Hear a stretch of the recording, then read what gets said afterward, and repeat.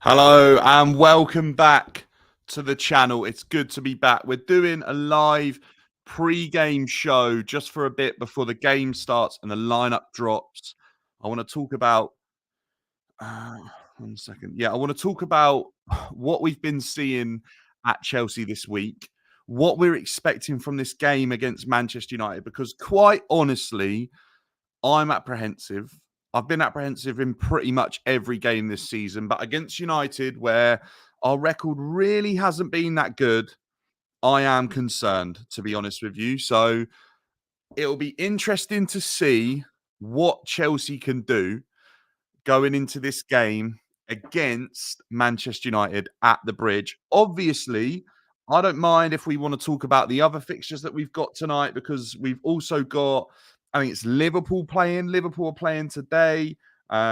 We've got, are they playing Sheffield United? I mean, that should be a walk in the park for Liverpool. And with the results from last night, realistically, they should they should win and they have to win, seeing that Arsenal, Manchester City both managed to get good results last night. And I genuinely think that anyone now has to win every game if they want to win the Premier League. This title race is really hotting up. Some of you guys jumping in, Dan Knight, Shiv, good to see you guys. Samuel Tarley, good to see you as well. How are we all doing? What are your predictions for tonight? What do you think can happen in this game for Chelsea? And do you see Liverpool beating Sheffield United? That looks pretty easy for me, if I'm being honest with you. From an outsider's perspective, I don't see Liverpool dropping points against Sheffield United. But you never know. This Premier League has been unpredictable. If we're being fair, it's been unpredictable. What are your thoughts? Okay, bear with me 2 seconds. You think in the second half we played poorly, and I don't know what Pochettino's telling players. Dan Knight, honestly, that happens in pretty much every game, doesn't it? In every game, I think it's fair to say that we are pretty abysmal second half. Pochettino's getting it wrong. I don't know what you can do to change that. It's been abysmal. I really do think that we've been shocking, really, really poor in the second half consistently from the moment Pochettino really took over this team. I think we've started off okay in the first half in most games, and by the time we get to the kickoff of the second half, something's gone wrong, or the other managers found out what Pochettino's been trying to do on that day. I believe we'll get a 2-2 draw. Not what I want, but a loss will be unbearable. Shiv, I think you're being generous. Manchester United haven't, or Chelsea haven't beaten Manchester United since 2016. It's a long time. It's a really long time. Obviously, we haven't got the lineup for a while. I'm kind of just waiting on that to see what happens. That'll be an interesting one. We've got just under an hour till that happens. So bear with me.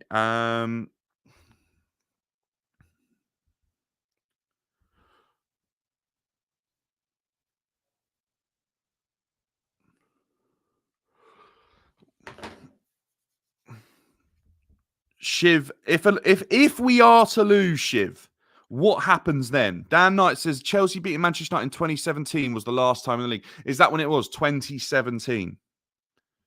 See, it's a while ago. If we're talking about injuries as well, let's have a look at Chelsea's sort of potential team they could put out tonight with the injuries that we've got.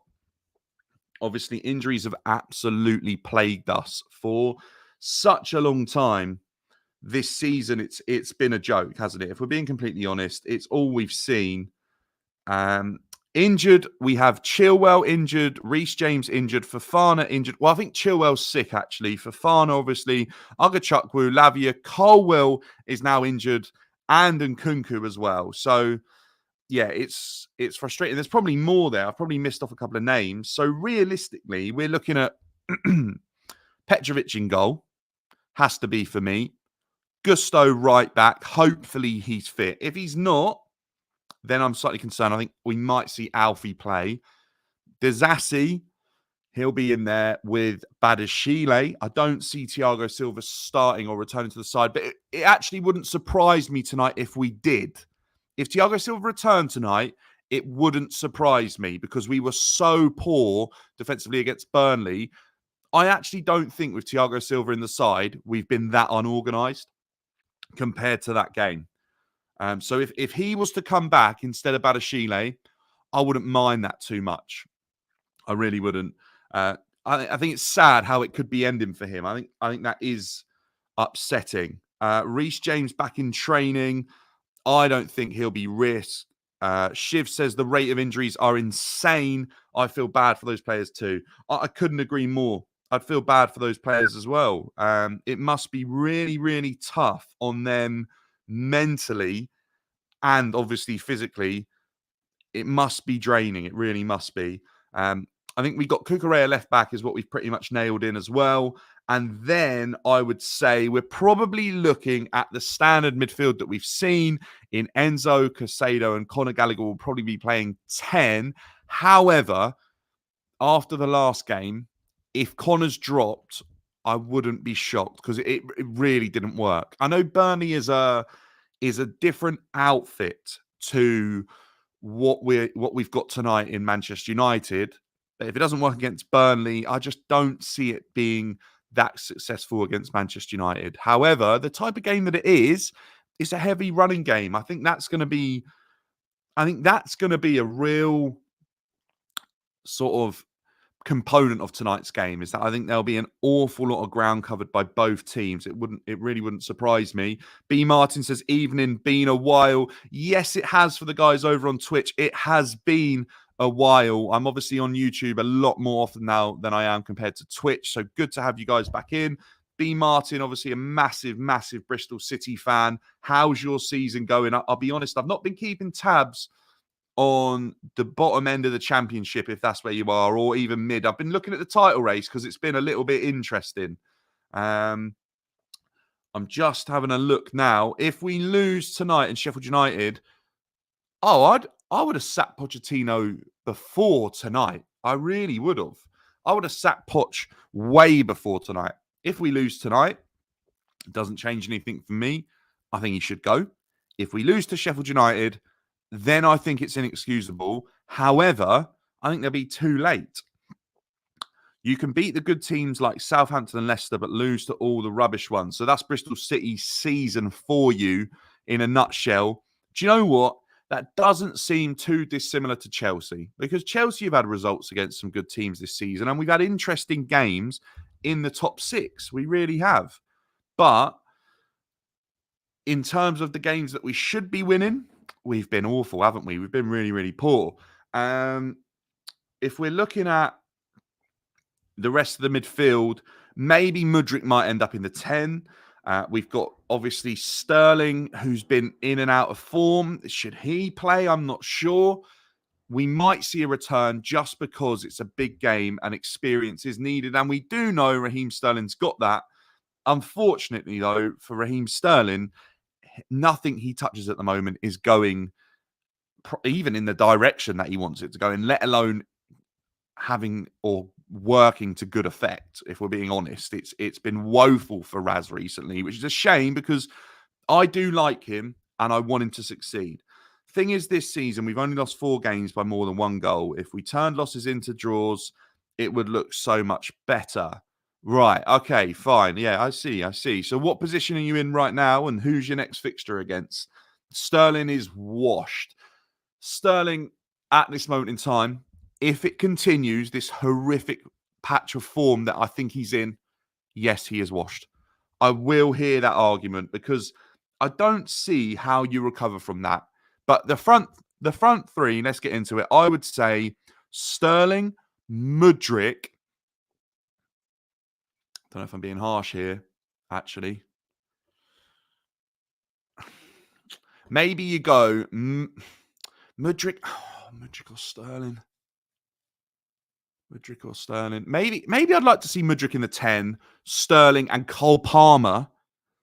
And then I'd like to see Jackson up top, obviously. The one thing I'd say is that Noni, I think, is a better impact sub than Mudryk. I feel like when Mudryk's come on, he's never really had the impact we were expecting. When Noni's come on, he's been quite impactful, and I think that's the reason I'd probably leave him on the bench. I feel like I would. Oh, so you're properly mid-table. Varna says, big up, hello, good to have you in. Are you done with this season, says Dan Knight. Yeah, I am, apart from the FA Cup. Because unless right, hear me out on this. If we go and beat Man United tonight, and then we turn over Sheffield United, and then we've still got to arrange that Tottenham game, and we beat them. And who else have we got? We got West Ham, I think. We've got teams above us. I'm not sure. Let's go through our fixtures quickly, because we've got teams in positions above us that I genuinely think we can be competitive in, right? So we've got Man United. We got Sheffield United, who we have to beat. Every team that plays them has to win. We've got Everton. We have to beat them. Obviously, they turned us over, I think, earlier on in the season.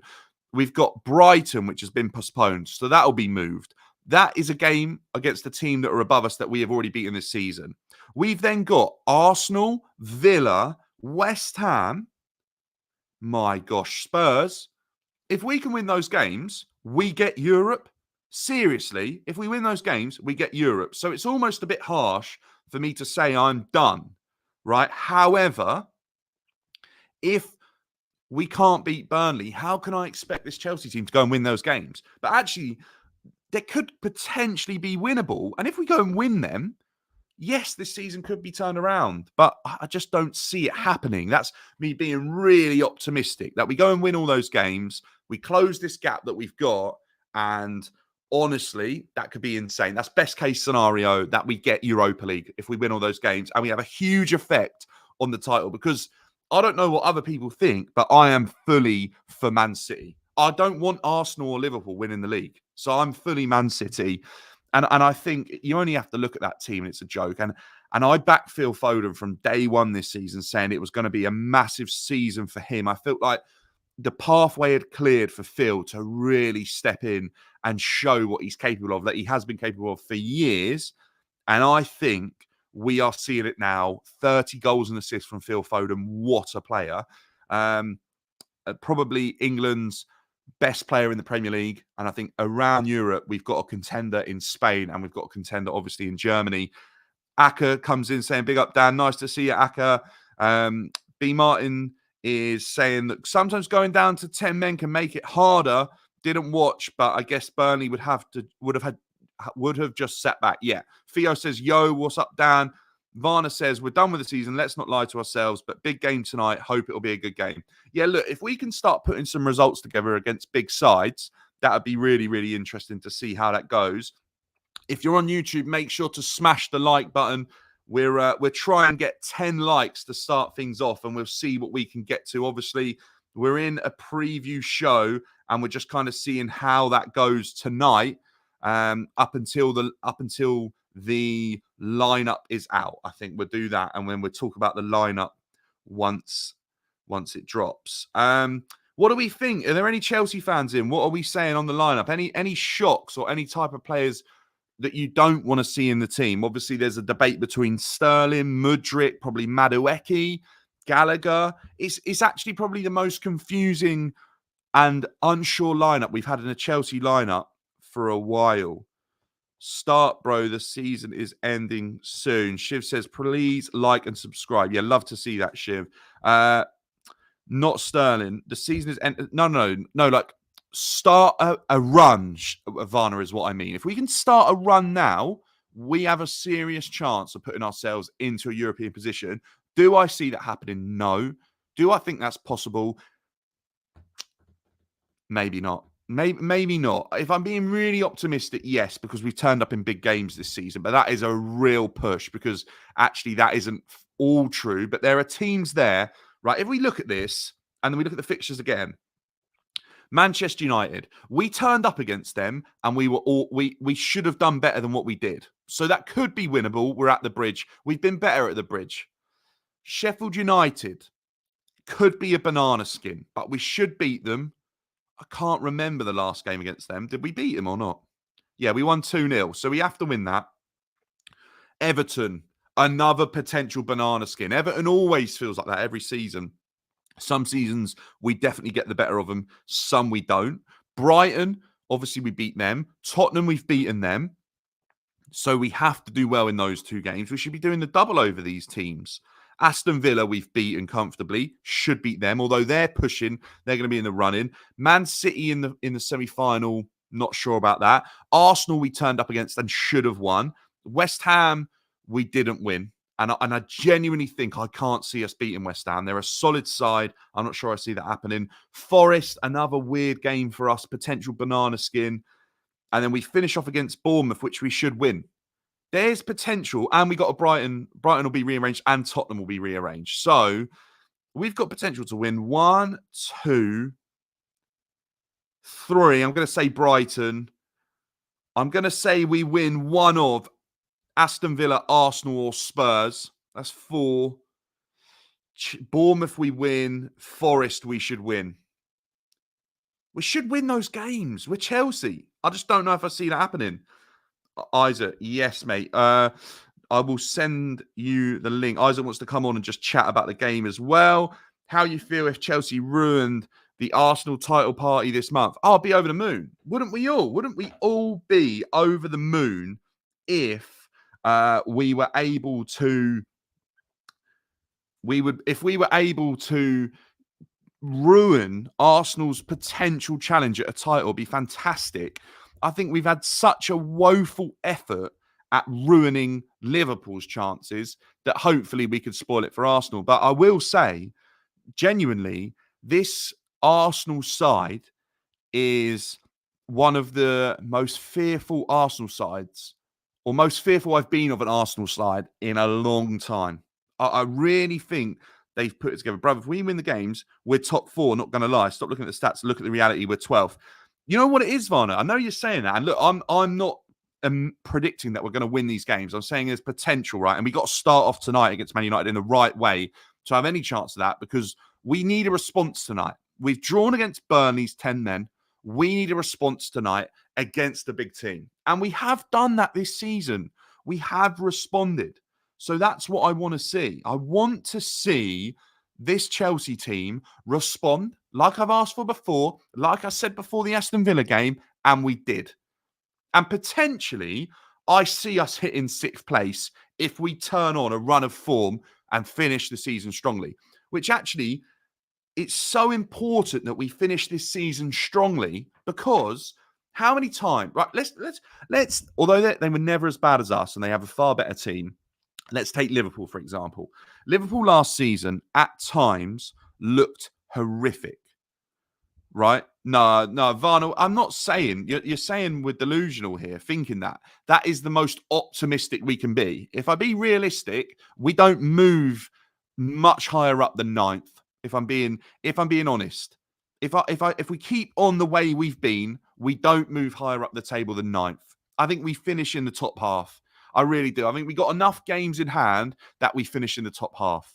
If we go super optimistic and dream a bit, that's where we could get to, potentially. If it all goes right and we put some wins together and players turn up and the manager gets things right. The chances of that happening, though, are pretty low. They are pretty low. Isaac's here. We're going to talk about what we expect tonight and the Manchester United game and where United have been and what Chelsea need to do tonight in order to get a win. I'm going to bring him in. So give me 2 secs. I'm just going to bring you in, Isaac's here. Right. What's happening? Can we hear? Let me see them. Can you hear me? Can you hear me, Dan? Yeah, you good? Yeah, mate. Can you hear me? Yes. All good. So, how are you, mate? You all good? I'm good, brother. Sorry, you caught me at an okay time. I've just got out of the gym and I thought, you know what, I'll jump on with Dan and have a little chat about the game. We've got a little bit of time, haven't we? So you have to forgive the way I look right now, but listen. Yeah, you're getting the grind and you're working out. So I'll let you off, mate. Well, I'm letting off the steam that's probably going to come out later when we end up getting smashed by Man United. So you're not it's either now or later, isn't it? Bro, the thing is, mate, it's a tough one, isn't it? Because am I feeling confident? No. Do I ever feel confident at the minute watching shows? Not really. So you just don't know what you're going to get, mate. And I suppose the only thing that we can kind of hope for really is that United don't turn up, because we've seen it with them this season as well, is that they go into games and they don't turn up. And it's like, oh, like Brentford last week, for example, we're all over them, I thought. And, I think they were lucky, United were lucky to come away with a point there. So, but then having said that, for us, I just think it does not matter, mate. It does not matter what our rivals come up and turn up like. It matters what we do, because we played Liverpool in a cup final against their B team and lost. We played 10-man Burnley, who were 19th in the league, won 4 games all season, had a player sent off and a manager sent off, and we still threw away 2 leads. So it does not matter what team we play. We played Middlesbrough in the cup, lost. We played Leicester in the cup, didn't lose, but didn't make, it made hard work of it. So but then we go to City twice this season, play once at home, once away, and come away with 2 points, which you would never say we would have done. So you just don't know, mate. So I can't say whether I'm confident or not. It doesn't matter on the team. It doesn't matter who's in the starting lineup. It doesn't matter whether we've come from 4 wins or 4 losses, mate. And this is what, going further into detail about the club at the minute, is what I hate about it, because I don't know what our best starting lineup is. I don't know what our best team is. I don't know what our team is ever going to be, because who knows, mate? I don't think Poch knows. Yeah, I don't think Poch does really know his best team. I think he's probably got an idea and he could probably sit down and tell you, but when he picks his best team, they don't produce the results that he expects them to. We've got a guy here saying that Gusto's injured. How important do you think Gusto being available tonight is? Obviously, if he's not fit, are we looking at a really sketchy back four? Probably, because we're not spoiled in that area for players, are we? And I suppose we are when they're fit, I'd say. When they're fit, yeah. And I guess, okay, let's rewind a few months back in the season when we didn't have Gusto or Reece James. We didn't do well, but we managed. And my first thing is, they're either going to play Cucurella as a left back. No, Cucurella as a right back maybe, or a left back, and then bring one of the wingers down as a fullback perhaps. I don't know. Or they'll do the standard, Gilchrist maybe, or even do that where they were playing Disasi out right back for a bit and then bring someone else in as a centre half. I don't know what our situation with centre backs is at the minute. Disaster for me. I just don't know. I think the whole question around Gusto being injured, does that have a massive impact on the result and the performance? I think no, because as you know, Dan, that I'm a huge fan of Gusto, and I think he, out of the whole team, and there's not been many, there's been, in my opinion, this season, 3 players that have done, some excelled and some played to the expectation that we should have as Chelsea players and they should have as Chelsea players. And they are Gusto, Conor Gallagher and Cole Palmer. They are my only 3 that have done anything this season for the club, to be quite honest with you. So we're missing one of those key 3. But then you look at him again against Burnley. When the team don't perform, it's not his fault, but he's not going to suddenly turn around and get you a goal or create that spark that you need when you're either losing a game or chasing a goal. Yes, he's a quality player, but does he change the game? Not really. So is it going to really make a massive impact in whether we win or not?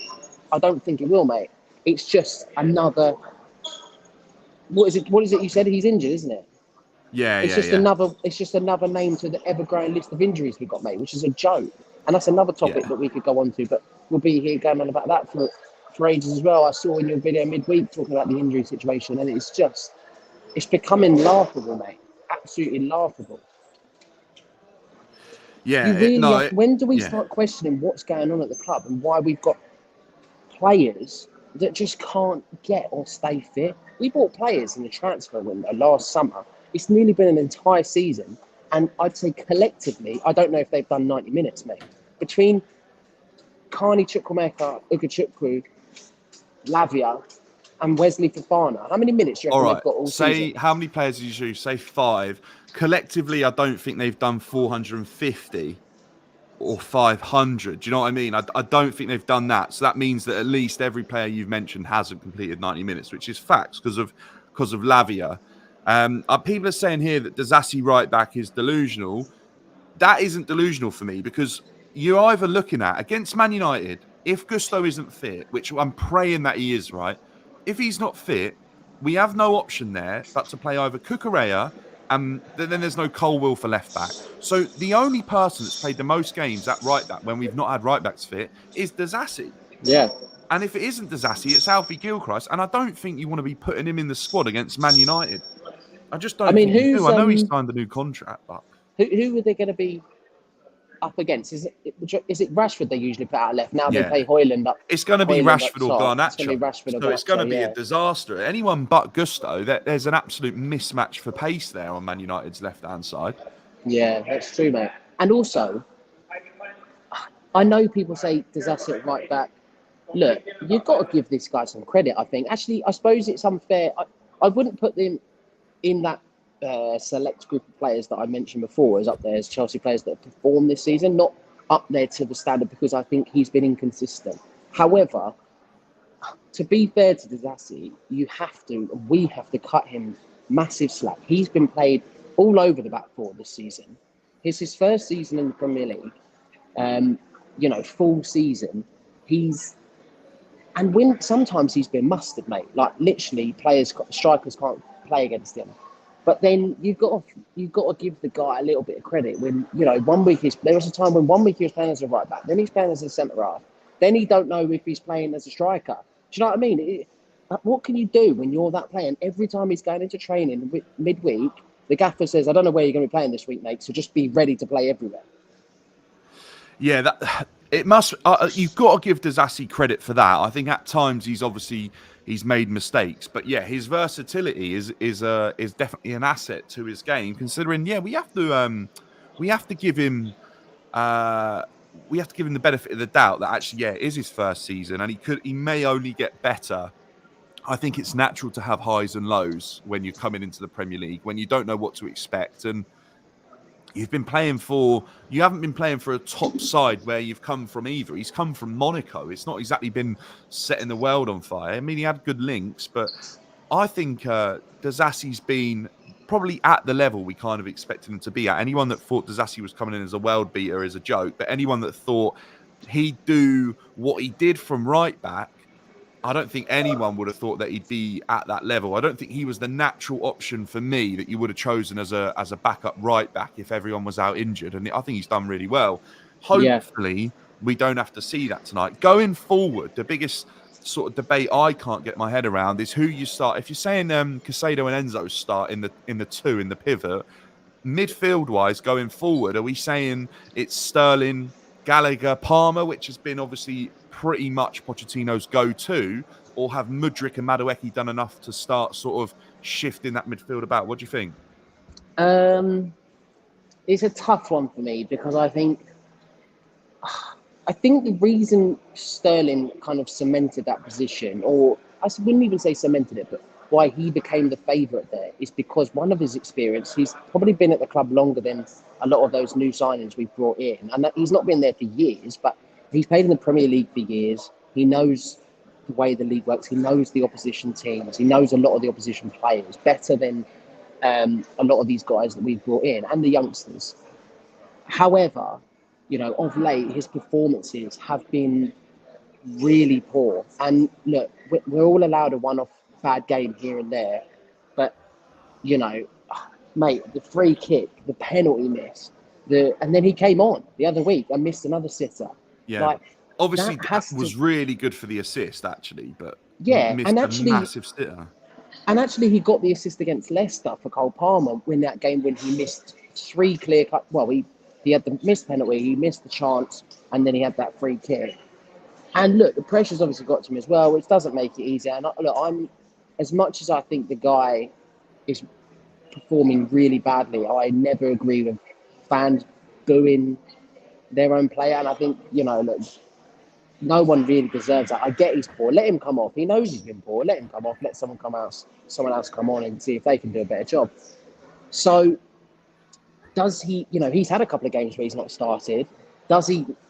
But like you say, mate, time and time again, Mudryk, for example, gets golden opportunities there. And does he take them? Not really, mate. So where do you fall? Do you go, well, I'll just keep playing Mudryk then because Sterling's been off the pace? Or Do I put Sterling back in now that he's had a couple of games out? Maybe he's got his confidence back. I don't know. I don't know, mate. Personally, I think today he'll bring Sterling back in as a starting just because it's Yeah. United, it's a big game, and he's got that experience. Gallagher for me has to be in. You think he will, even after his disastrous performance against Burnley? You think he'll be in? I think so, mate, because I think he's done enough all season, more than most other players, to warrant keeping his position Yeah. regardless. We talk about He's Sterling. got to kind of give him a chance to right his wrongs a little bit as well. Like he's got enough in the bank from this season that I think Pochettino will want him to go out there and be like, you know what, you were shit the other day, make up for it today and go and get the winner or something, which And he's he been will, able to mate. do in a few games. Yeah, and he has the character, which is massive, to go, I was terrible the other day, I need to make up for that. He's got a lot of slack in the media at the minute about all this other rubbish that's going on. And he wants to go and he wants to turn up and he wants to prove himself, which I think fair play to the lad, because there's been times this season where players have come on for 15, 20 minutes in the game, and after 5 minutes they're walking back and we can see the goal. Gallagher's run 13 kilometres all game and he's still putting in an absolute shift. So yes, he may have had the odd game where he's been shambles, but do you know what? He's outperformed most other players throughout the season. That he deserves to just get straight back in, because I'm sorry, just look at the price tags you've put on Enzo and Casado that we've paid for them. I'd say he's been better than both of them all season. So I'm sorry, we can talk about one game where he's been a bit off the pace. Okay, maybe that's putting it lightly. But then look at the price tags. And I know they don't price themselves, but £200 million plus on two midfielders that have done nothing to warrant that price tag all season. Yeah. When you I've compare got to those agree with you on positions to that. I other think teams that have price brought tag players in wise, like McAllister, from Brighton, cheap. Who was the other one I was thinking about the other day? Oh, yeah, Trossard at Arsenal. Great player. And all these players that have been brought in on the fly, just like little prices here and there. We paid 200 million for Casado and Enzo. What have they done? Scored one good free kick, Enzo, yeah, right, a few other things. Casado's is getting better. I'm not going to slate him. But Gallagher, I think, has been better than both of them. So he, for me, gets that position. And then it's a standout. Cole Palmer is our best player. I'm sorry, Noddy, but you don't compete with Cole Palmer right now. So that means you go on the bench. yeah, I agree, and I think it's a shame, isn't it? Because if we're being honest, I think Mudryk was kind of giving us a bit of a glimpse at what he could be, and then I don't think he was that great against Burnley. But a lot of people disagree with me on that. Maybe he could play in the 10 if Gallagher is dropped. I'm not sure that Connor will be dropped. I feel like Poch is going to go, do you know what? Maybe I've gone too early on that, and I've dropped Sterling. And I think in Poch's head, he'll be thinking, I dropped Sterling, and now I've gone and drawn to Burnley. Should I have started Sterling because he come on and got an assist? Even if Sterling, right, hear me out on this. Even if, and a lot of people won't agree with this, but I think even if Sterling doesn't deliver and misses big chances, he has enough in him to go, actually, no, do better. Even in that game when he missed the free kick and he should have scored, he got an assist. He did, and then he come on and he got an assist. He's putting stats up. He's putting assists obviously on the board, which are important, and the awareness for him to pass it to Cole Palmer for that goal against Burnley, that's exceptional. And there is a bit of a link up there. And I actually think if anyone is looked up to in the Chelsea squad by the youngsters, it is Raheem Sterling. I think they probably look up to him more than Thiago Silva. I think they do. I think they look at Raheem Sterling like the elder statesman, because when they were coming through or they were in academies, Raheem Sterling was doing the business at Manchester City. And I think you ask Noni, you ask Gusto, you ask Cole Palmer, they are the type of players that are looking up to Raz. And I think that's why he's being given so much game time. And they're the ones that are coming out defending Raz on Instagram, saying you don't need to boo him, don't boo him, we're all with you, you don't need to say sorry, because they actually see him every day in training, and he's probably doing the business. And you know what? Even if he hasn't been great, I think the main thing we have as Chelsea fans is there's a few too many occasions where we don't think he's putting in the right amount of work that he should be for the money that he's on. And I think if he could change that, the relationship would improve, unless it's already too far gone. One thing I want to get onto, which is obviously massive and a huge talking point of today, is the return of Mason Mount to Stamford Bridge. What do you think? Number one, what's the atmosphere and the sort of average Chelsea fans' perception of him gonna be tonight? Will it be toxic? Will they be positive and clap him? I mean, what do you think of that? How do you think that will go? Mate, I'll be very, very surprised if he gets much in the way of clapping. And I suppose my view on the Mason Mount thing is that, look, players leave clubs all the time. Okay, it happens. It's football. It's business, right? Even players that have been, at the clubs for years since they were kids. You look at the Premier League right now. Yeah, there's so many of our role players scattered about. Mosat, De Bruyne, even recently, Jorginho, Havertz. Yeah, The Kovacic, Mason those sort of Mount players, one, right? yeah, Kovacic. The Mason Mount one for me hurt the most out of all of them. And I think it's because he had such a bond with the club, and we bonded with him. And it kind of came out of nowhere. And look, I don't know, none of us really know the true facts, do we? But the talk of the town is that he wanted more money. Chelsea said no. So he went, okay, I'll go find someone who are going to pay me then. Obviously, his dad wanted him to go to United and he's following Yeah, his dad's footsteps. So it's not what you do, it's how you do it. And look, you can go on Instagram and post a picture of, a video and go, thanks for all the memories, da da da da da. But it means fuck all when you do things like that because, and look, that's not us to say you're never allowed to leave.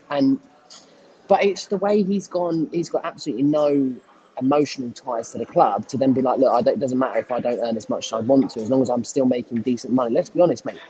That's just greed at that point. You're making that much money. You're talking about an extra 50 grand a week or something. That's just greed. Most people don't make yeah, what yeah. he earns in a month in their lifetime, and he's complaining about that. And when you've been at a club for that long, it should be more than just the money, and that's what it was for us. And when he left, it kind of showed that, do you know what? He doesn't care about the club. So then from now, our opinion is like, well, we don't care about you then. So chances are, mate, he's going to get booed all game.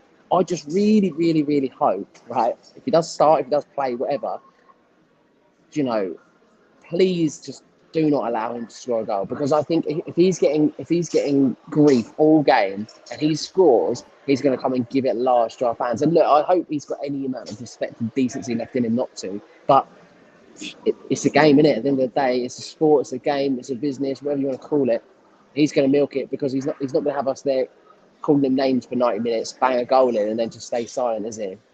Nah, and I'm so worried. I think it's almost written that if anyone is going to score a winner tonight in the 94th minute or something, it's going to be Mason Mount. I just think it is. He's obviously scored that goal in a big, like, towards late game for Man United against Brentford. He's obviously on a bit of form now. And we do know that once Mace hits form, he does sort of remain on form. And I just think it's written. He nearly did it against Brentford. He's obviously got that mentality where he'll keep working. We know that. And I think you're bang on. There were so many reasons to fall in love with Mason Mount. And we did think that this was the guy that was going to be here forever. And I think the way he left and the way the new ownership really didn't do much about it. But I think also at the same time, the way his performances sort of fell off probably meant that he wasn't going to be paid the money that he felt he should have been, which actually, when you look at it, is a bit of a shame because I think we all would have rather Mason Mount stay. Actually, now though, when we see it and you see the other side of the coin, is realistically, it almost looks like he's forced a move. Whether or not that's the press writing that story or us kind of seeing him as betraying us as Chelsea fans, I'll be honest, I view him as a Judas. I do think he left the club when we probably needed him most. If Havertz was going, yeah, I could probably let that slide. If Kovacic was going, I'd probably let that slide. But we needed Mason Mount to stay, I think. And I think we wanted to see, because Mason Mount got the club, whether you like it or not, whether you like his attitude, he understood what it was to be Chelsea. That's why he was there at the end of every game, clapping the fans. And I feel like Todd Bowley was happy for him to go because he understood that. But I also feel like Mason Mount kind of, and probably through his dad, really did force this move and force himself away from Stamford Bridge. So I'd like nothing more than Mason Mount to fail to score tonight and be dragged off at half-time after a shocking first half of performance because he's absolutely melted. Varna's asking the question, Mount or Gallagher? I mean, for me, No brainer. I would say on career, Mason Mount. What would you say? You think it Gallagher, aren't you?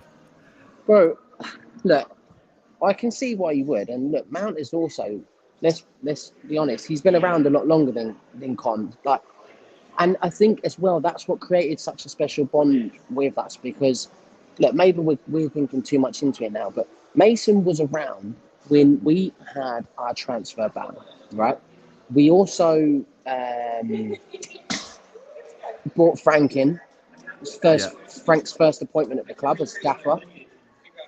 We were again going for a strange time. We just lost Hazard. We had a transfer ban.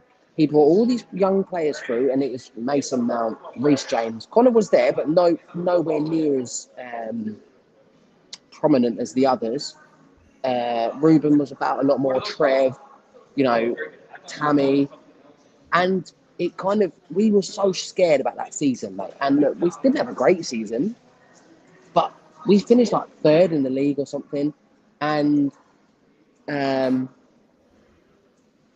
he just was there when there was so much uncertainty at the club, and we were thinking, look, we're gonna have a stinker this year, Yeah. and he carried the club's the badge and everything, and understood the fans because he'd been there since he was a boy, and it was his boyhood dream to always play for the men's team and everything. So to just throw that away was so like it hurt. It hurt a lot more than any other kind of move. Do you know what it reminded me of? And even though it was done completely differently, it was just the same way as seeing it. Was when Frank left as a player, but then because of the club he went to, he could end up then playing for City, and then he came back. And not only did he come back, he bloody scored. It's just like seeing another player seeing a player in another team's shirt. It just makes you feel a little bit sick. But Yeah. to answer your question, sorry to digress. No, you're good. You're good. For me, Mace has got more experience, but right now, and I know it's easy for me to say that because he's gone, it's Connor. Like, look at this season. I think his performances have been unreal. Look, he doesn't score loads of goals a season. He doesn't even get that many assists. But his work ethic is just second to none. I'm sorry, but it is second to none. And where's Mace been all season? I know he had injuries, but there was times where he wasn't even making the team because he weren't good enough. He was getting outplayed by players like. You're not wrong on that. He hasn't. When he has been fit, he has really sort of struggled to get going. But he obviously came back this time round and has started straight away. The thing I say about Mount is that always seemed to be the case, is that he'd always take a little bit to get going, and then he'd get going and be really, really obviously crucial to your team. Varner says he'd give Connor 250k a week tonight if he slaps Mace. I think we could all agree on that. If that happens, Varner, I'll chip in 20 quid, mate. So send me your bank details and I'll ping it over to you. That would be unreal, right? I do wonder whether I don't think there's enough nastiness in our team to actually leave one on him, but I do think in years gone by, if a player had left Chelsea like that, they wouldn't be coming away from this game with like clean ankles or like socks in a perfect condition. Do you know what I mean? I think that's actually something that's kind of fallen out of the game a little bit. They're all sort of mates still, but I think if you just said 10, 15 years ago, that player would be getting absolutely by the fans and by the team. That no one would be happy that he was returning to Stamford Bridge with the way that he left. Obviously, you don't get any of that anymore. Even watching the City Arsenal game the other day, and obviously we're Chelsea fans, but the way they're all buddies, they're all pals at the end of the day, aren't they? They got after the end of the game, and I remember Roy Keane. Not Roy Keane. Yeah. No, I don't think it was Roy Keane. Yeah, he made a point about it not long ago about the kind of the rivalry between him and Vieira, and like England teams where England when you had your clique where it was all the Chelsea boys and all the United boys and the Arsenal boys. Like, they didn't get along. They didn't talk, mate. Even though they played for the same country, and Rio actually said that that's the reason why England in that elite England team never won a trophy because of the rivalry and because of how much weight their Premier League teams held against their international teams. But that's gone, bro. I think it almost happens in a more bitchy way now, right? I think you get the likes of like Ben White, I don't want to play for England. And you get the likes of Saka goes to England, then gets injured and comes back. Or you get of someone else goes and then John Stones or something like that. They go there and then they come back, but they do it a bit sly. Like they're happy to be there, but then they go. Bro, there's players that will fake injuries at the end of the season so that they don't get injured in the last 4 or 5 games. When they've got nothing left to play for, they ain't got a cup final, they ain't got a title race. for example, like I know he's one of ours, but someone like Chile, yeah, will go, do you know what? I'm going to duck out for these last 4 games, boys, because I don't want to risk getting injured. I want to go to the Euros. Because Euros, he's yeah. that much bothered about going to the Euros than he is for his own club. It don't matter if we ain't got a cup final, a title race, whatever. You play for this club every single game of the season. You don't get paid for 3 quarters of the season, and then when we've got nothing left to play for, you can go on holiday and have a jolly up and prepare for Euros. No, it's not how it works, mate. You're with us from game 1 to game whatever, 38.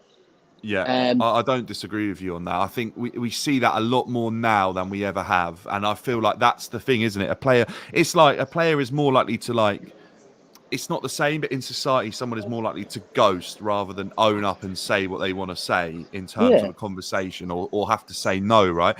If we go round and sort of look at, we were moving up the team really, and we were talking about striker. And if we're looking at strikers, obviously Jackson is our go-to. I feel like Jackson had hit quite a good patch of form. However, against Burnley, we kind of saw him return to what we've seen him do this season, and he was pretty useless. I mean, obviously, we're all pretty sure that he shouldn't be starting. He shouldn't be our main striker, I should say. However, he's obviously going to be starting. Where do you see that? Do you think he's going to be able to turn up tonight? If he does turn up, is he crucial, or realistically, are we just gonna expect someone like Cole Palmer to be our match winner tonight? Yeah, I think again, mate. I think you're right. He's one of those ones where he drifted off for a bit, didn't he, when he came back from AFCON, and then he has been better recently, and then he had another poor game against Burnley. But I think it's tough, isn't it? Maybe we're too harsh as critics. Maybe we're too harsh. You can't be expected to have a perfect game every game. And I'm sorry, but when we put in that performance against Burnley, that was so bad. Like I saw your player rating, Stan. No one got above a 5, but Cole Palmer, right? Yeah, and people weren't happy rightly about Gusto actually getting below that, but well, Gusto was probably a little bit harsh. But maybe, maybe one player could have pushed a 5. Do you know what I mean? Yeah, 100%. But I don't think you were wrong, mate. No one deserved it. No one did. So it's hard to be that one standout player. Big rumour coming in. Sorry to interrupt you. Go on. Apparently, Marcus Rashford has been dropped for tonight's game. Whether or not that means he's on the bench, but Twitter is saying that Rashford might be dropped. So we obviously wait for confirmation on that. If anyone knows, it'll be interesting to see. Just put it in the chat and let us know if that's the case. Then that means obviously Garnacho will probably be starting over on that left-hand side. But whether you like it or not, I think Rashford's a player that United have to be playing, even if he isn't really performing at the moment. I still think he's one of their better options. 100%. Slightly good when you sort of see that, but no leaks as of yet. Daniel Knight says Mudryk is starting. Is that facts, or is that you hoping that's the case? I'm not sure. I haven't seen anything on Twitter yet to suggest that Mudryk is starting. If Mudryk starts, I'll be interested to see where it is. Would it be in the 10 or would it be left wing? We're obviously only 5 minutes away. Touching on Jackson is good. I don't disagree with you in the fact that we can't expect him to turn up every single game. The leak is Gusto starts for Chelsea against Manchester United tonight. That is what we want to see. That's massive for me. I think Malo Gusto starting is the difference between us having a chance in the game and not having a chance in the game, because I feel like actually with Gusto starting, we give ourselves a bit of a chance, and he offers so much going forward. So that is a breath of fresh, a sigh of relief, actually, is what I'll say, seeing that he may be starting. Obviously waiting on confirmation of the lineups, but I'm just looking at leaks on the lineup right now. No, Malo is back, so no Silva apparently. I don't know how we know that yet, but I haven't seen any confirmation. We were talking about a little bit just before you jumped on, saying should Thiago Silva come back into the side after a woeful Marcus Rashford being rotated from the 11. Anthony has been selected to replace him. No. Wow. Yeah, okay. So should we see the return of Thiago Silva to Chelsea starting lineup after our woeful defensive performances in the last 5 games? We've conceded 2 goals in every game. It's no coincidence, actually, that with Thiago Silva out of the side, we've probably looked worse for a longer period than we have since he was last in the side. You could argue since he disappeared, we've been worse. What do you think? Would you have him back in? We're going to know in 4 minutes, but I think he's in for a shout. My fear is that although Thiago carries so much quality, we know that even at his age and experience against a big team like United. I guess right now, my only fear is has he not played in a while that he's going to be a bit ropey. And I think, at that age, when you've spent 6 weeks not playing, it shows early doors. And players at United, they ain't dumb. They're not old either. Hoyland, Ganacho, and Anthony, if he is playing, will look at that and go, sweet, because we've got him on. Do you know what I mean? We've got him for pace all day long. He's gonna be prone to a mistake or two because he hasn't played in a while. He's probably gonna be a bit rusty. Maybe I'm He's not giving him kind of enough shown credit. that, hasn't he? At times, like He coming has, back, yeah. he's not got going straight away. It's definitely not And as a I could sharp be a completely return as it wrong. has He been. could come back and be sharp as anything, but it's a risk, isn't it? It's a Yeah. risk against a massive side. And if he does make a mistake or two in the first half and we end up being 1 or 2-0 down, what do you do at that point? Are you going to sub him off? Yeah, it's difficult, Or isn't it? how I do you feel fight like that? there's been enough of a downfall in our defence in the last 5 games that we've conceded 10 goals that I think you can make an argument for the defence to change. And I do think that actually Badashine's been so off it in recent games that I think you would be getting a better player in Thiago Silva, even if he's a bit slower, even if he's not quite at it. I still think you might be getting a better player there just for the final run-in. And I mean, it's not been lucky. There's not really been much luck for him in terms of finals and big games. He seems to get injured for everyone or just before. He'd love to be back fit playing by the time we play Manchester City and actually try and sign off this Chelsea career with something. We're obviously only a couple of minutes from the lineup. The big news so far is that Rashford is dropped for Manchester United and it looks like Malo Gusto is going to be fit. Obviously, huge news for Chelsea that Malo Gusto is fit against Manchester United. We know that United probably possess and are most dangerous from the pace that they have in wide areas. And having players fit that are more pacey than what we had as options tonight if they weren't is huge. It's massive in the swing of the game and how that might go. People are writing Manchester United off already. They were before the game. Obviously, the lineups will kind of show where everyone is at. Realistically, though, Varna says actually Dazassi, Cucurella, Enzo Casado, Gallagher, Palmer, Jackson confirmed starts. I'll cut my balls. Right, okay. Basically, I'm just intrigued to see if Mason Mount starts. That's what I kind of want to know. I know tonight isn't about him, but I do want to know if they decide to start him, then that'll be interesting. I do want to, like, if he was coming on to loads of boos, it's almost that extra motivation. But I do think, obviously, when his name's announced and things like that, we're going to see what happens. Obviously, we've spoken about the defence and Thiago Silva. The goalkeeper obviously wasn't great against Burnley either. We're in a sticky patch with that, but obviously Petrovic is definitely nailed on because although not great at the weekend, Sanchez is obviously not an improvement. I think the biggest confusion or the biggest dilemma we probably have as Chelsea fans is what is happening with sort of that attacking three that we've seen in this Pochettino system, what that looks like now, because it's probably the most, and Isaac probably agrees with this as well, it's probably the most uncertain we've been about it. I'm just trying to load as we've come up to the 7:15 time, and my Twitter is down. So bear with me. I'm trying to get the team I've got lineup it up right now. Do you now. want me to read it out? It's come up on my phone. Yeah, here we go. Chelsea, So we've got Petrovic, Gusto, Dazassi, Badishile, Cucurella. So no return for Thiago Silva.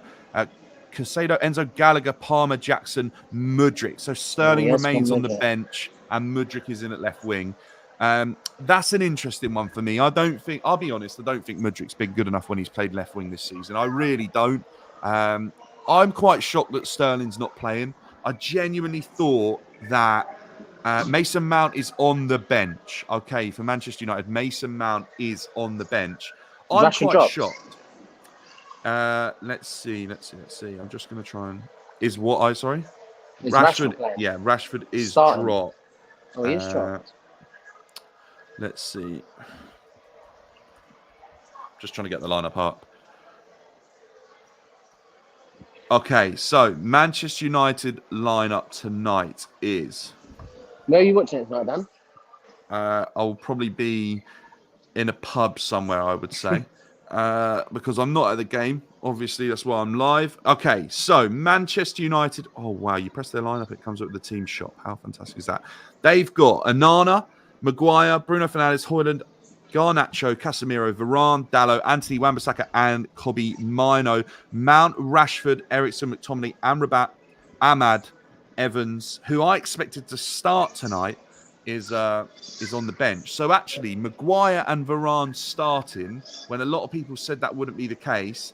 That's pretty big for United. That's actually a pretty strong team. I will. I'll get that up if we can. Let me see.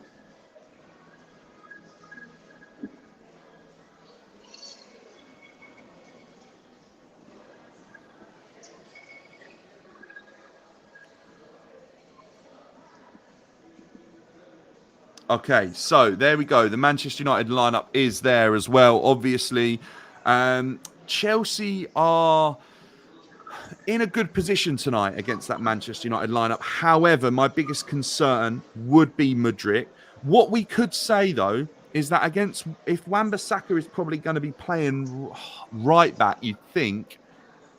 I'm not sure, though. I know at some points he's obviously been rotated and stuff, but that is a battle that I'd probably back Mudryk in. I feel like Yeah. Mudryk could get at Wan-Bissaka. You know, I feel like that might be what Pochettino's looking at. But I am shocked that Sterling's not started. I'll be honest. I know he's not been great, but I genuinely thought against a side like Manchester United, where experience is needed, I thought he'd start. And if you look at this team that Manchester United have, we have Varane, Casemiro, we've got Bruno Fernandes, we've got Maguire, we've got Anana, who's played in big games. We've got Dallo, who's obviously worked with some very, very big players, obviously friends with Ronaldo. You're looking at players that have got experience. When we go over to Chelsea's team, if we go to Chelsea now and have a look at their team quickly, we are looking at players without much experience. And this is the thing for me that I thought and expected to see tonight. We obviously have Petrovic, not much experience. We've got Gusto, not much experience at all. Dazassi, Badashile, limited experience. Cucurella, limited experience. Casado, limited experience. Enzo probably could argue that he has got bigger game experience. Conor Gallagher, limited experience. Cole Palmer, limited experience. Jackson, the same. Mudryk, the same.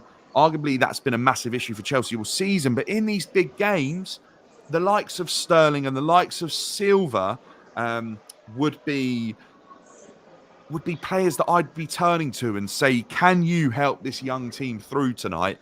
And the fact that we're now dropping any experience we have against these big sides, that almost writes it off for me. That really does sort of reduce any confidence I had. What do you think, guys? Is that a big issue for you, or are you happy to see a fresh sort of young team in these games and they have to learn?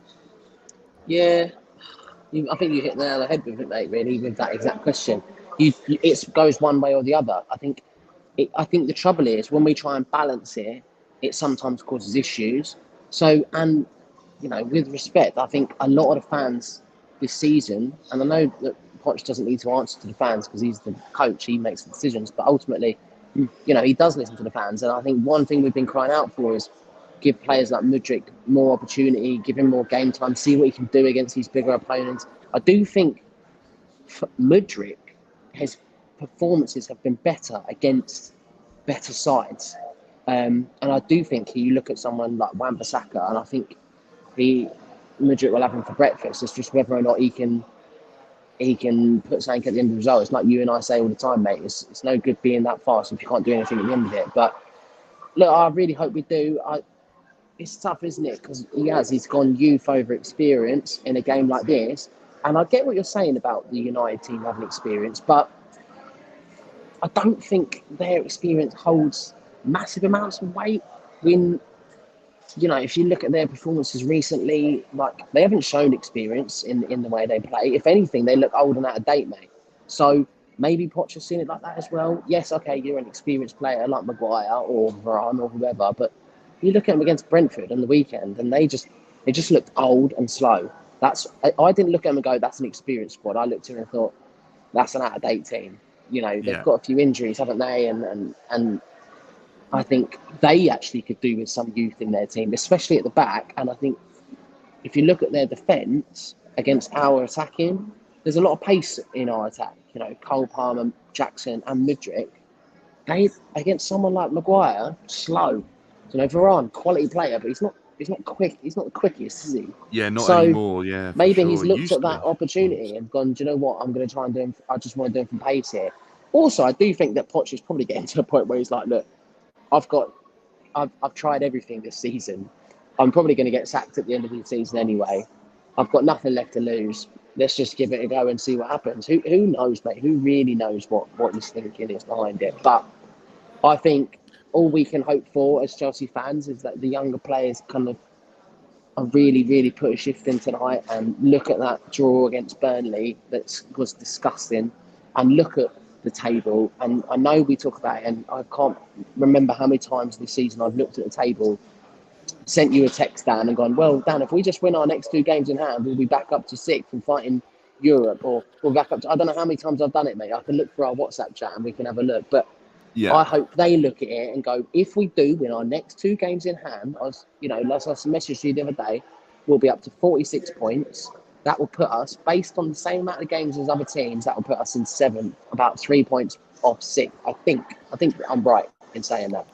So that's not bad going into 6 or 7 more games, and that's still a fighting chance for Europe, which after the season we had would be massive. I'll tell you what it would do, though. It would keep Poch in a job, which I'm not sure you would be too favourable of. But No, not at all. I think actually you're making a really good point, and we did sort of start that a conversation on that a little bit earlier as well. Just saying, like, if Chelsea can get a win tonight and start sort of rebound one from that Burnley result and then start putting something together, I'll read you the fixtures. And Chelsea, you have to remember this. If Chelsea have turned up in any game this season, it's been in the big games, right? We've got still to play Man United, obviously, tonight. Sheffield United, I believe, is a winnable game. Everton has been a banana skin. Brighton, still to play. Ignore the FA Cup here. Arsenal, who we turned up against and should have beaten. Aston Villa, who we've beaten in the FA Cup, could beat them. West Ham, who are banana skin. Forest, who are debatable, but we should be winning that. And Bournemouth, who we should be beating as well. And obviously Spurs are another team that we've beaten this season. Actually, when you look at it, Arsenal, Villa, we've turned up against both those sides. Brighton, we've beaten. And we've turned up against Man United earlier in the season and didn't probably score the goals that we should have. And we turned up against Spurs. They're 5 huge games that could actually limit teams ahead of us in the league and help to close that gap. That's why I think a result tonight against Manchester United could be so important if we're to end the season strongly. However, even if we were to go and get a result against Manchester United, we are just as likely to slip up against Sheffield United at the weekend, aren't we? But just how important do you think it is that this Chelsea team get a result tonight against Manchester United? Is it season defining, that, or potentially meaning that we could go and finish the season strongly, or is it not going to change anything if we lose at all?